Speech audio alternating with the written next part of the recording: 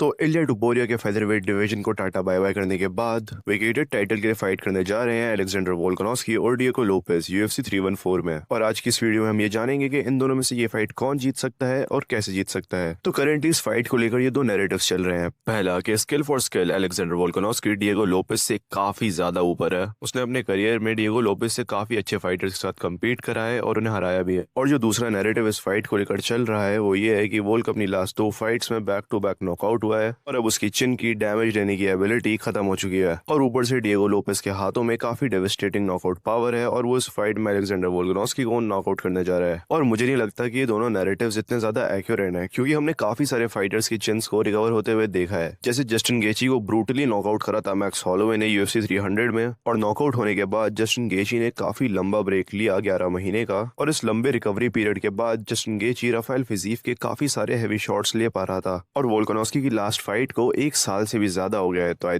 Think कि उसकी चिन to an extent recover कर चुकी होगी। और काफी लोगों का अभी भी ये मानना है कि वोल्क की चिन तो इस्लाम माखाशेव से हारने के बाद ही चली गई थी, जिस वजह से इलिया टुपोरिया उसको नॉकआउट कर पाया। और अगर किसी को अभी भी ऐसा लगता है तो वो कम्प्लीटली गलत है, क्योंकि इलिया टुपोरिया ने वोल्कानोव्स्की की चिन के स्वीट स्पॉट पे एक राइट हुक कनेक्ट करा था। और अगर इलिया टुपोरिया किसी भी फाइटर की चिन पर एक पावरफुल हुक लैंड करता है तो वो मैटर नहीं करता कि उस फाइटर की चिन कितनी स्ट्रांग है। जिस वजह से वोल्कानोव्स्की अपनी लास्ट फाइट इसलिए नहीं आ रहा था क्योंकि उसकी चिन खराब हो गई थी, बल्कि इसलिए आ रहा था क्योंकि इलिया टुपोरिया ने उसको एक पावरफुल शॉट के साथ कैच कर लिया था। और अगर वोल्क को इस फाइट से पहले माखाशेव नॉकआउट नहीं भी करता तो मुझे नहीं लगता कि वोल्क की चिन ये शॉट बर्दाश्त कर पाती। और अगर वोल्क की चिन रिकवर कर भी चुकी है तो फिर भी डिएगो लोपेज उसके लिए काफी डेंजरस अपोनेंट है अपनी पंचिंग पावर की वजह से, स्पेशली एक फाइट के पहले दो राउंड्स में। वोल्क को जितना हो सके डिएगो की बॉक्सिंग रेंज में रहना अवॉइड करना होगा, क्योंकि फाइट के स्टार्टिंग में डिएगो लोपेज अपने ओवरहैंड के साथ बॉक्सिंग रेंज में काफी डेंजरस फाइटर है। लेकिन जो डिएगो का सबसे बड़ा इशू है वो है उसका cardio. Diego typically second round के बाद काफी ज्यादा थक जाता है, उसके पंजेस में उतनी पावर नहीं रहती, उसका काउंटर करना इजी हो जाता है। और दूसरी तरफ वोल्कानोव्स्की तो एक कार्डियो मशीन है। तो अगर डिएगो लोपेज पहले दो राउंड्स में अलेक्जेंडर वोल्कानोव्स्की को फिनिश नहीं कर पाया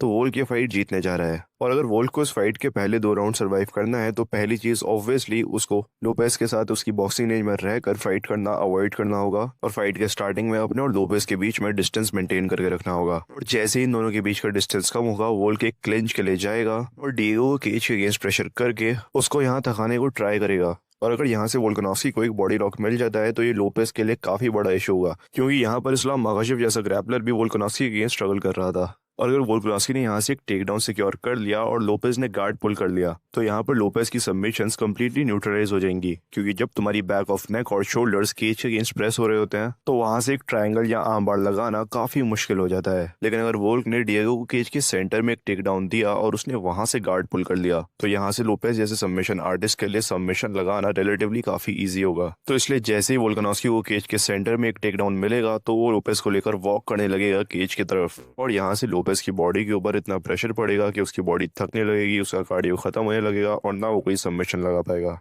और इसका मतलब ये नहीं है कि वोल्क इस फाइट में लोपेज के सबमिशन गेम को कंप्लीटली एलिमिनेट कर देगा, क्योंकि Diego Lopez best featherweight submission artist है जिसको वोल्कानोव्स्की ने अभी तक फेस करा है। और थ्रू आउट द फाइट वोल्क को एक सबमिशन लगने का थ्रेट होगा, लेकिन क्या लोपेज वोल्कानोव्स्की को सबमिट कर पाएगा? देखो मुझे तो ऐसा नहीं लगता, क्योंकि वोल्कानोव्स्की का सबमिशन डिफेंस काफी ज्यादा एलीट है। वो ये चीज इस्लाम माखाशेव वाली फाइट में काफी अच्छे से प्रूव कर चुका है। और ब्रायन ओर्टेगा का वो टाइट गिलेटिन तो सबको याद है, और ऊपर से वो क्रेग जोन्स जैसे एलीट बीजीजे ब्लैक बेल्ट के साथ ट्रेन कर रहा है, जिस वजह से अगर लोपेज वोल्कानोव्स्की कोई सबमिशन लगाता भी है तो इवेंचुअली वोल्कानोव्स्की वहां से एस्केप करके निकल जाएगा। तो चलो अब बात करते हैं मेरे इस फाइट के फाइनल पिक की कि इस फाइट में किस फाइटर के जीतने के ज्यादा चांसेस हैं। तो ये फाइट कौन जीतेगा ये कम्प्लीटली डिपेंड करता है कि ये फाइट दो राउंड के आगे जाएगी कि नहीं।